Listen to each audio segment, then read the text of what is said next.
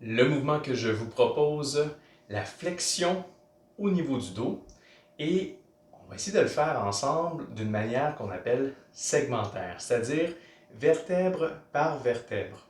On a tendance à voir le dos comme une grosse articulation, alors qu'en fait, c'est un paquet de micro-articulations qui forment l'ensemble du dos. Imaginez un jeu de domino. C'est un peu de cette manière-là que je vous propose la pratique de la flexion du dos. Quand on dit flexion du dos, on parle de faire le dos rond ou le dos de chat pour ceux et celles qui pratiquent le yoga. Donc, position quadrupée. Nous allons débuter le mouvement au niveau du bas du dos. C'est garder les deux mains au sol. Par contre, pour vous aider, là, je vais vous le montrer. Je vais venir appuyer ici. Alors, c'est vraiment à cet endroit-là que je démarre mon mouvement. Ce qui fait que graduellement, je m'en vais chercher chacune de mes vertèbres pour aller en flexion.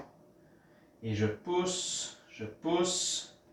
Je m'assure que mes omoplates suivent ma colonne et non pas que mes omoplates et même mes épaules se soulèvent. Lorsque j'arrive au maximum ici, je prends un moment et tranquillement, je relâche. Alors, on va le refaire à partir du bas du dos. Donc, flexion graduellement. Je vais chercher chacune de mes vertèbres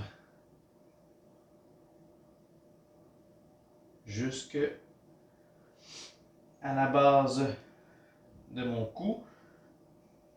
La tête suit le mouvement.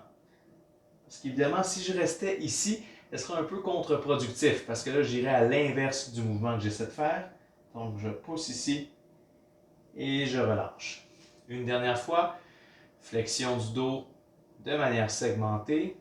Je débute dans le bas, je pousse graduellement. Gardez toujours en tête l'idée des dominos et je garde la fin du mouvement. Puis ensuite, je relâche.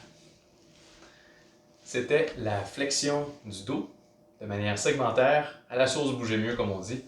Bonne pratique.